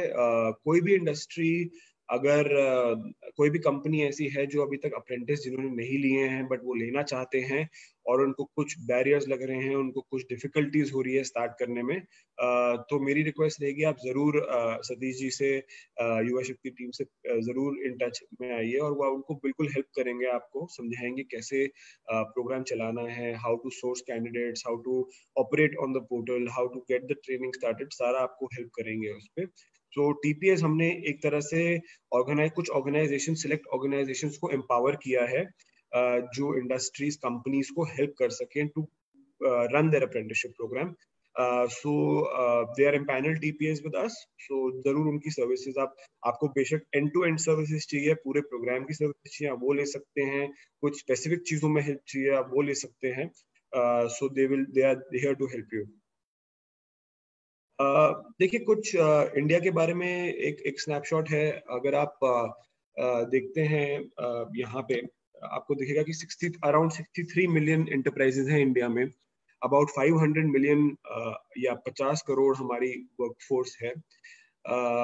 और अगर आप देखेंगे about only 10 crore formal workforce है। एंड इसमें अगर आप देखते हैं तो फॉर्मल वर्कफोर्स का अगर हम सिर्फ देखते हैं, विच इज ओनली अबाउट क्या बोले 20% ऑफ द टोटल वर्कफोर्स, उसी में से ही अगर 2.5% हम मिनिमम अचीव करते हैं तो 5 लाख अप्रेंटिसेस हमें at any given point in time in India होने चाहिए। और अगर हम हाईएस्ट जाते हैं 15% जो हमारा कोटा दे रखा है, तो उसके हिसाब से 30 लाख होने चाहिए एट एनी गिवन टाइम। यही अगर हम सेम चीज एमएसएमई सेक्टर की बात करते हैं, और मैं काफी emphasis ड्रॉ करता हूँ on the MSME sector, because I feel that काफी कंट्रीज में एमएसएमई सेक्टर की प्रेजेंस बहुत स्ट्रांग होती है। अगर हम इंडिया ही देखें तो about 90% of the enterprises in India are MSME establishments. रफली they are about 150 150 million 150 million के आसपास उनकी वर्कफोर्स है, एंड अबाउट 30% 40% उनकी कंट्रीब्यूशन है हमारी जीडीपी में। तो अगर हमें ग्रो करना है एज अ कंट्री, अगर हमें अपने सारे अभी कोविड आ गया है तो ऑब्वियसली ग्रोथ लेवल्स हमारे काफी अफेक्ट हो गए हैं, शिफ्ट हो गए हैं। But if we have to grow, if we have to really create entrepreneurs after entrepreneurs, create more manufacturing in India, more make in India, we need to really empower the MSME sector. और MSME sector से alone अगर आप देखेंगे तो अगर वो 2.5% MSME sector सिर्फ कर रही होगी तो कुछ करीबन 2.5 लाख अप्रेंटिसेस इंडिया में आ सकते हैं। और अगर आप देखें अभी इंडिया में at any given point in time about एक साल में 2.5 से 3 लाख अप्रेंटिसेस लास्ट ईयर में थे, फाइनेंशियल ईयर 1920 में। तो वो आप समझेंगे कि नंबर काफी कम है than the true potential that we have, and कहीं ना कहीं I think industries, companies का confidence कम रहा है इस प्रोग्राम में, इसलिए they haven't come forward and taken apprentices। लेकिन एक ये रिक्वेस्ट है कि अब हमने पूरा इंडस्ट्री फ्रेंडली कर दिया है, सारे प्रोसेसेस पोर्टल पे कर दिए हैं, यूनिफाइड पोर्टल भी कर दिया है। ओवर द इयर्स जितनी भी डिमांड इंडस्ट्री से आई थी to make the program easy, हमने सारी ऑलमोस्ट एवरीथिंग इनटू कंसिडरेशन ले लिया है। तो एक ये है कि आप जरूर इस प्रोग्राम को देखिए अच्छे से, एंड आगे जाके I am also going to tell you कि इसके क्या बेनिफिट्स हैं। थोड़ा आगे जाते हैं। तो बिजनेस केस फॉर अप्रेंटिस की मैं बात करूंगा, बिकॉज आई थिंक काफी प्रोग्राम के बारे में ऑलरेडी बात हो चुकी है एंड कंपनीज बोलती हैं कि ठीक है इंडस्ट्री फ्रेंडली प्रोग्राम है, सब कुछ है, लेकिन हमारे लिए इसमें क्या है। तो ये एक आईएलओ इंटरनेशनल लेबर ऑर्गेनाइजेशन ने वर्ल्ड ओवर वो रिसर्च करते रहते हैं, इंडिया में भी रिसर्च किया है। तो कुछ उन्होंने अनएम्प्लॉयमेंट रेट्स और रिटर्न ऑन इन्वेस्टमेंट मैप किया था, ये आप देख सकते हैं। लेकिन अगर आप राइट बॉटम राइट में जो बॉक्स बना हुआ है अगर आप उस पर देखते हैं तो आप देखेंगे कि 68% प्रोडक्टिविटी इंक्रीज होती है कंपनीज की जो अप्रेंटिस लेते हैं, मोटिवेशन लेवल हायर होता है, रिटेंशन रेट हायर होता है। आज इंडिया में एंड इनफैक्ट वर्ल्ड ओवर सबसे बड़ा इशू एम्प्लॉयर का अट्रिशन रेट है, बिकॉज कोई भी कॉन्ट्रैक्ट बाउंड नहीं करता लेबर को, एक इंक्लूडिंग फुल टाइम वर्कर और एन अप्रेंटिस, कि आप उनको बाउंड करके कॉन्ट्रैक्चुअली रख सकते हैं। एंड कंपनी जितना इन्वेस्ट करती है ट्रेनिंग पे, ऑनबोर्डिंग पे, वो काफी सब्सटैंशियल अमाउंट होता है। तो एक्चुअली ऑर्गेनाइजेशंस ने इंडिया में भी रिपोर्ट किया है कि उनकी रिटेंशन रेट इंक्रीज होती है once they start taking apprentices as a form of the future workforce. तो बहुत यहाँ पे मैं बताना चाहूंगा बहुत कंफ्यूजन रहती है कुछ कंपनीज में कि अगर हम ऑटोमोटिव असेंबली OEM है तो हमें अप्रेंटिस सिर्फ हमारे कोर फंक्शन में ही लेना है, ऐसा नहीं है। हर कंपनी का एक कॉमन फंक्शंस भी होते हैं, मैनेजमेंट फंक्शंस भी होते हैं, HR फंक्शन होता है, फाइनेंस होता है। तो आप अप्रेंटिसेस आप किसी में भी ले सकते हैं जहां पे भी आपको लगता है। और बहुत सारी कंपनीज जैसे चलाती हैं अप्रेंटिसशिप प्रोग्राम, वो ऐसे चलाती हैं कि अपने फ्यूचर वर्कफोर्स का एस्टिमेट करती है कि मेरे को 1 साल बाद अपने मैन्युफैक्चरिंग, अपने कोर फंक्शन में 15 लोग चाहिए होंगे, अपने फाइनेंस डिपार्टमेंट में 2 लोग चाहिए होंगे, मार्केटिंग में इतने चाहिए होंगे, एडवर्टाइजिंग में, सेल्स में इतने चाहिए होंगे। आप सब सारे में अप्रेंटिसेस ले सकते हैं, आप अप्रेंटिसशिप प्रोग्राम चला सकते हैं और आपको eight the end of it जो भी आपको पसंद आया, आपके ऑर्गेनाइजेशन में अच्छा फिट हुआ, जिनकी परफॉर्मेंस अच्छी रही, उनको असेस सर्टिफाई करने के बाद अपनी ऑर्गेनाइजेशन में अब्सॉर्ब कर सकते हैं। तो ये एक इफेक्टिव वे है, एक कॉस्ट इफेक्टिव वे है, क्योंकि अगर आप देखेंगे कि अगर आप किसी भी नॉर्मल एम्प्लॉय को ऑर्गेनाइजेशन में लेते हैं, at max you will do 3-4 rounds of interview. You would have gone through some manpower workforce agency, जो अगर आप कैंडिडेट चूज करते हैं वो 1-2 महीने का आपसे सैलरी अपनी कमीशन लेते हैं। And then you have the risk after those 4-5 rounds of interview कि वो आपकी ऑर्गेनाइजेशन में फिट ना बैठे या उतना प्रोडक्टिव ना निकले। तो वो रिस्क अवॉइड करने के लिए आप एक अप्रेंटिसशिप प्रोग्राम अगर आप चलाते हैं तो आप उनका पूरा वर्क नोटिस करते हैं, उनकी पूरी प्रोग्रेस नोटिस करते हैं, कितना उन्होंने क्या किया है। And that is why the program is so effective in identifying people that will stay with your company, who are dedicated, who are motivated and who are there to stay. So ये जो एक benefits apprenticeship program के आते हैं, इनके बहुत strong benefits होते हैं, बहुत strong monetary benefits होते हैं जो हमें ध्यान में रखने चाहिए। ये कुछ कंपनी स्पेसिफिक केसेस हैं।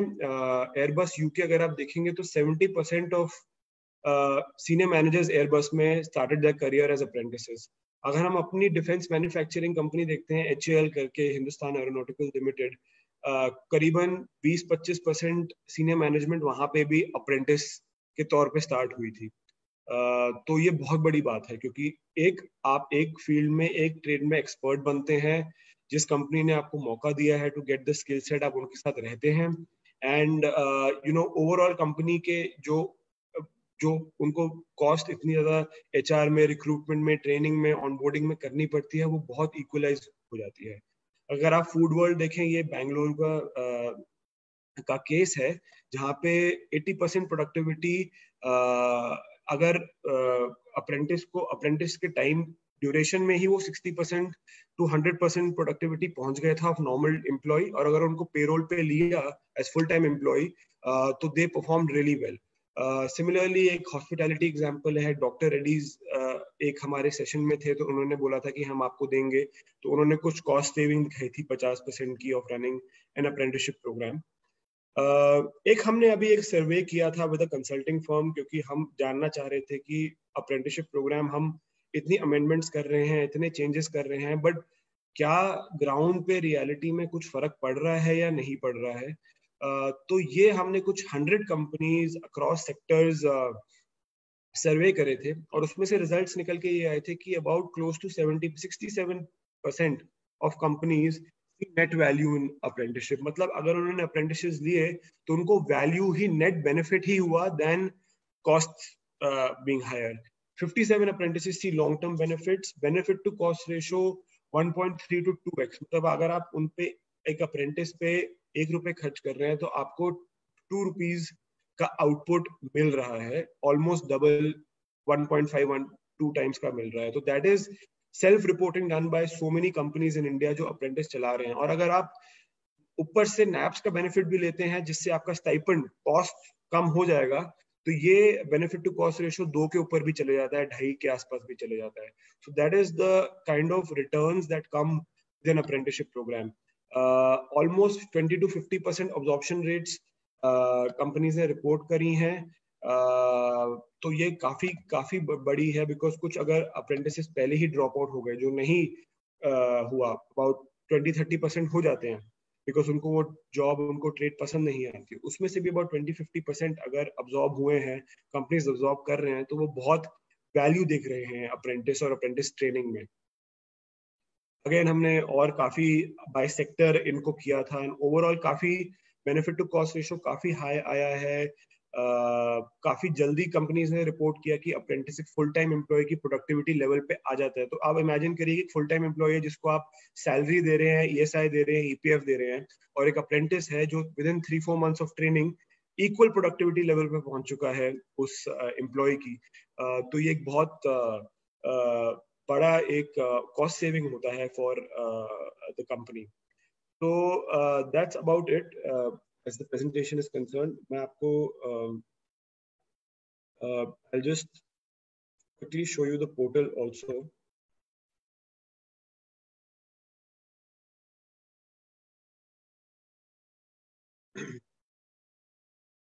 तो ये apprenticeship.india.org पोर्टल है। अगर आप देखेंगे इसको, यहाँ पे पहली बात तो सब कुछ अवेलेबल है। बहुत लोग पूछते हैं कि ये नया पोर्टल है, हमें ट्रेनिंग चाहिए होगी, हमें हेल्प चाहिए टू अंडरस्टैंड कैसा है।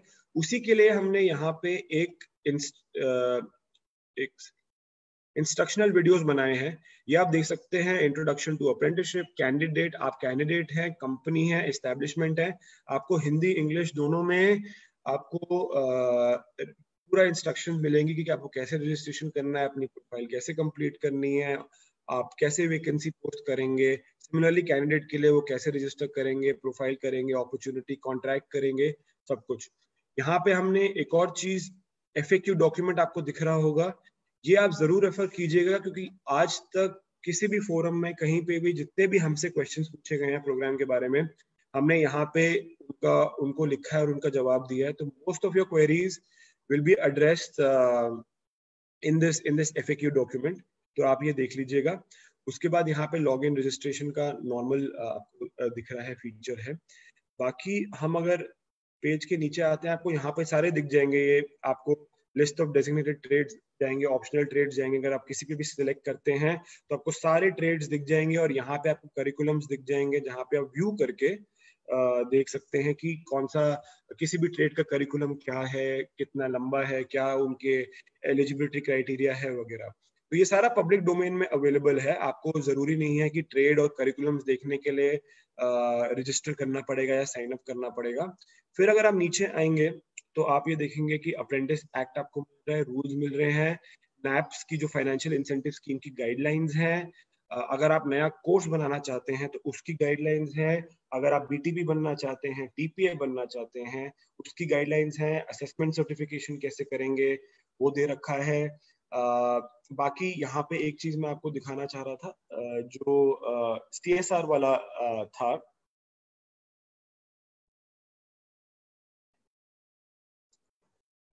आप देखेंगे CSR यूटिलाइजेशन अंडर अप्रेंटिसशिप, ये एक स्लाइड में भी कवर किया था। ये MCA ने इशू किया हुआ है, जिसमें थोड़ी क्लैरिफिकेशन मेंशन है कि आप कैसे यूज कर सकते हैं। बाकी आज तक की जितनी भी इंपॉर्टेंट गाइडलाइंस इशू हुई हैं about the program, they are all here. And बाकी जैसे मैंने आपको बताया इंस्ट्रक्शनल वीडियोस में आपको स्टेप बाय स्टेप वीडियोस मिल जाएंगी आपको पोर्टल पे कैसे नेविगेट करना है। और अगर आप यहाँ पे जाएंगे तो ये यूजर गाइड्स है, तो हमने रिटन में भी प्रोवाइड किया हुआ है स्टेप बाय स्टेप कि आप कैसे पोर्टल पे सब कुछ कर सकते हैं। सो बस इतना ही पोर्टल के बारे में है। बाकी yeah, that's it from my side. Namrata can probably take questions now.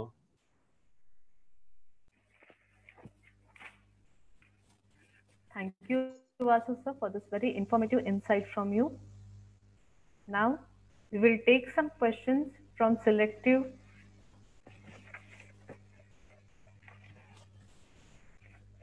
participants. We have first question from Mr. Anil Malik sir. This question is to Vasu sir. How apprenticeship will be cost effective than the contract labor? So I think a lot of it मैंने already mention किया है।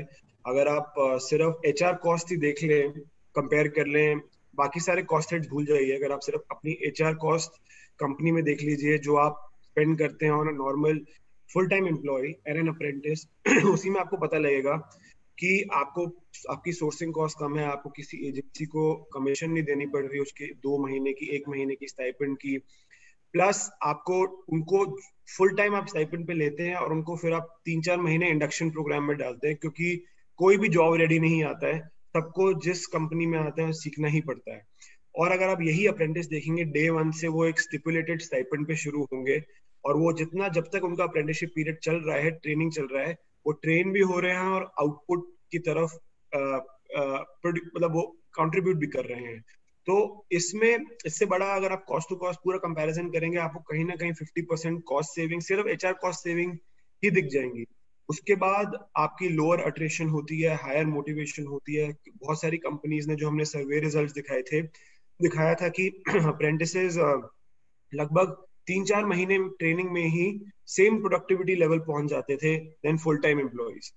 तो अगर आप इन सारे factors को consider करते हैं तो आपके लिए बहुत गेन्स कंपनी के लिए बहुत है। और ऊपर से अगर आप नैप्स की रीइंबर्समेंट भी ले लेते हैं तो उसके बाद आपका कहीं ना कहीं बेनिफिट टू कॉस्ट रेशियो 2.5 से 3% कम से कम हो जाएगा। 3x 2.5 से 3x 2.5x to 3x हो जाएगा। Thank you, Vasu sir. There is one more question from Mr. Anil Malik sir. How risk of apprenticeship will be covered at shop floor? So ये also I covered in my presentation कि you can always go in for a group insurance policy because under Apprenticeship Act, employer the establishment is still covered under the Workmen's Compensation Act. तो अगर कुछ भी mishap होता है तो the employer will be liable. Hence, we always suggest that you should go in for a group insurance policy. Thank you, sir. Before I go to the next question, I would welcome Mr. Rajiv Agrawal, sir, President, Association of All Industries, Mandideep. Welcome, sir. Thank you, Namrata ji. Thank you very much. Thank you, sir. Now, my next question is from Feba Ibrahim, ma'am. How we can initiate apprenticeship in tourism and hospitality sector during current COVID-19 situation? देखिए ये आसान जवाब नहीं है इसका, क्योंकि I think phase 1 of resuming business में आपके automotive, electronics, manufacturing, logistics, life sciences, pharma, health care, ये सारे खुल रहे हैं। और ये भी जैसे विजय जी ने बताया था, मैन्युफैक्चरिंग भी 40% to 50% कैपेसिटी पे चल रही है। तो आई थिंक बट मैं टूरिज्म हॉस्पिटैलिटी में काफी पढ़ता रहता हूँ, और अगर आप कंट्रीज जिनको आप देखेंगे जो इम्पैक्ट हुई थी पहले देन इंडिया कोविड में, अगर आप मोस्ट यूरोपियन कंट्रीज देखते हैं तो कंपनीज लाइक एयरबीएनबी और जो प्लेसेस रेंट आउट करते हैं उनकी सेल्स काफी बढ़ने लग गई हैं ऑलरेडी। तो मे बी हो सकता है एक बड़े होटल में जाने का कल्चर वापस इतनी जल्दी ना आए, लेकिन लोग ये ऑप्शन जरूर देखेंगे कि टूरिज्म के लिए, थोड़ा ट्रैवल के लिए, अगर ड्राइवेबल डिस्टेंस पे, शॉर्ट डिस्टेंस पे अगर कोई लोकेशन है जहाँ पे आप जाके रुक सकते हैं, एंड तो मेरे ख्याल से वो पहले बाउंस बैक होगा देन होटल्स। होटल्स में आप ये जरूर देख सकते हैं, बहुत सारे होटल्स ने अपने किचन्स को ऑपरेट करना शुरू कर दिया है, तो क्लाउड किचन्स शुरू कर दिए हैं, जिसके कारण फूड डिलीवरी, उनका फूड बिजनेस स्टार्ट हो चुका है। तो जैसे हमारे कुछ जॉब रोल्स हैं ट्रेनी शेफ करके, तो उसमें अप्रेंटिसशिप शुरू हो सकता है। लेकिन टूरिज्म, हॉस्पिटैलिटी हो गया, आपका एविएशन हो गया, जो retail, actual in store retail हो गया है, ये this is going to be opening up the last in the third fourth phase, तो ये काफी हाईली इम्पैक्टेड रहेंगे sectors. Thank you sir, thank you. Next question from Rajiv Chakrabarti sir from Inox. Engagement of apprentices 15% of manpower, unit wise or pan India? Pan India, तो आपको हम in fact portal पे हमने एक फीचर ऑलरेडी शुरू कर दिया है जहाँ पे अपनी सारी ब्रांचेस मैप कर सकते हैं अगर वो अलग से रजिस्टर्ड हैं। हम उसका एक और इम्प्रूव्ड वर्जन लेके आ रहे हैं जहाँ पे हम हेड ऑफिस और जोनल ऑफिस की मैपिंग थोड़ी और बेटर करेंगे। लेकिन आपकी जो भी पैन इंडिया वर्कफोर्स है, आप उसका 2.5 से 15% आप कोटा ले सकते हैं। लेकिन इसका मतलब ये नहीं है कि आप, अगर आपकी जितनी ब्रांच है, आपको उसी ब्रांच के हेड काउंट का 2.5 से 15% के अप्रेंटिस उसी ब्रांच में रखने हैं। आप ब्रांचेस अपने अप्रेंटिस किसी में भी रख सकते हैं। एम्प्लॉय काउंट आप टोटल कैलकुलेट करेंगे, लेकिन उनका प्लेसमेंट आप कहीं पे भी किसी भी ब्रांच में कर सकते हैं। Thank you, sir. And I guess I'll be taking this last question of Mr. Anand Sharma, sir. How to show different compliances of apprentices? थोड़ा आपको इलेबोरेट करना पड़ेगा इसमें, क्योंकि देखिए अगर आपके पास कॉन्ट्रैक्ट है जो अप्रेंटिसशिप पोर्टल पे जनरेट होता है, so that's a legal document good enough to mention the compliance. तो और कुछ अगर उनका कुछ स्पेसिफिक क्वेश्चन है तो वो you can always write to me, I can get back to.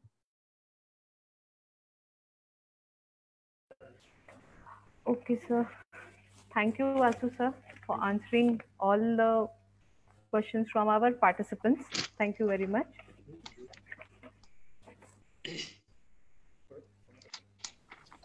Now,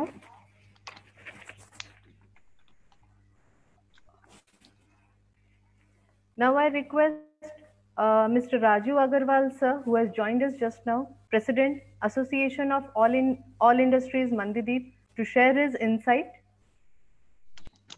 Raju Agarwal sir, can you please unmute? Thank you. I can hear you, Namrata ji. I can hear you. I have unmuted myself. Yes. And thank you very much for this opportunity.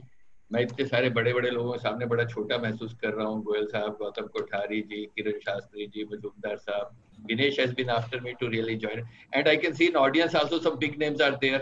Girish Patwardhan जी जैसे बड़े लोग बैठे हुए हैं और DM नेमा साहब उधर बैठे हुए हैं। तो thank you very much for having me on this elite panel. Seeing you itself gives lot of energy. As a president of 456 industries working in Mandideep with over 80,000 crore of turnover, and I've been talking to people as to what we can do. तो मेरे को लगता है कि apprenticeship is more of a responsibility than a need probably. I sit on 7 universities और मुझसे लोग पूछते हैं कि यार बच्चे आजकल रेडी नहीं मिलते हैं, हमें employability का क्वेश्चन है, वासु जी was saying not employability.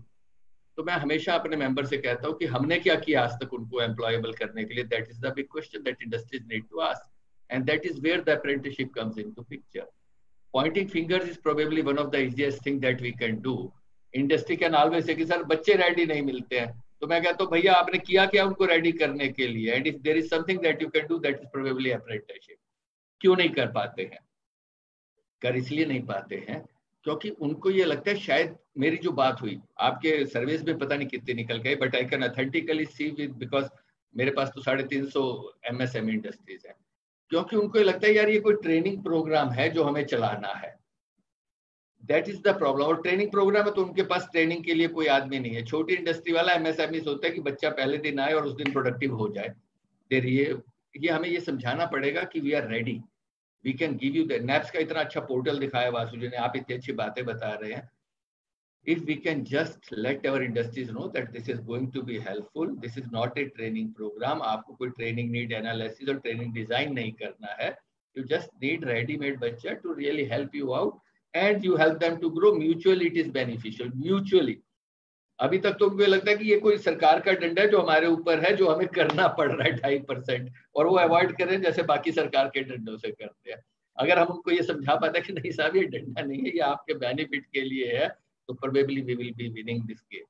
So what I suggest is thank you very much. आपकी migration है, मेरे पास जो industries हैं, most of our members are into generation making and engineering industries and automobile industries.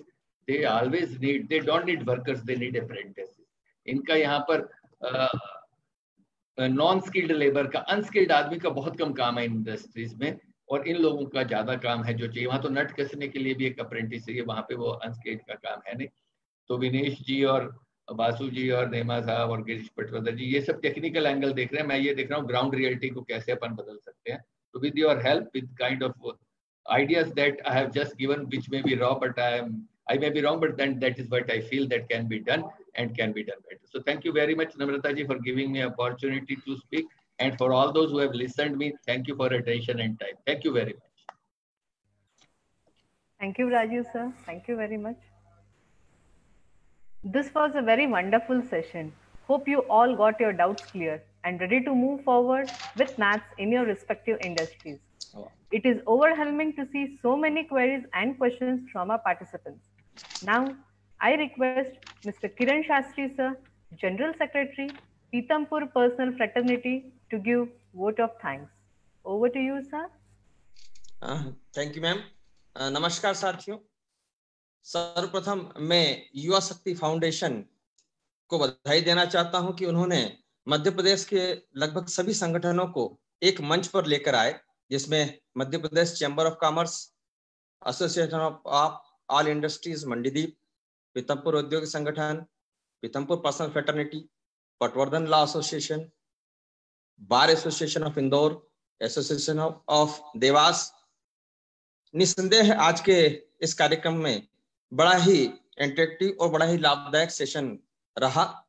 सर्वप्रथम मैं धन्यवाद ज्ञापित करना चाहूंगा युवा शक्ति फाउंडेशन से श्री सतीश पवार जी का, श्री विमेश मोरे साहब का और नम्रता जी का, जिन्होंने बहुत अच्छे तरीके से इस कार्यक्रम को संचालित किया, और साथ ही साथ श्री गिरीश पटवर्धन साहब का, जिन्होंने बहुत ही लीगल एस्पेक्ट के बारे में बताया और बहुत कॉमन चीजें जो सभी को ज्ञात होना चाहिए उस बारे में हमारा मार्गदर्शन दिया.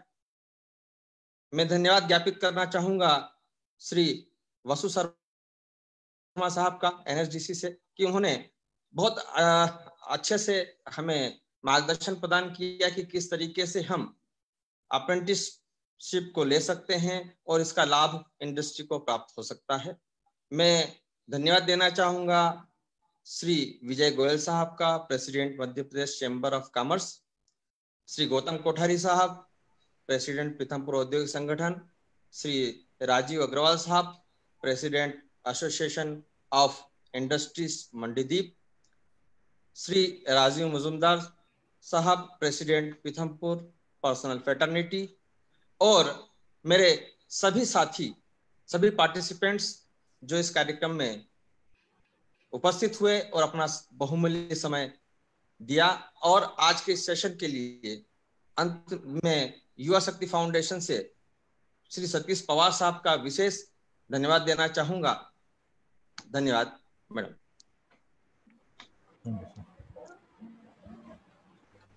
Thank you, Kiran sir.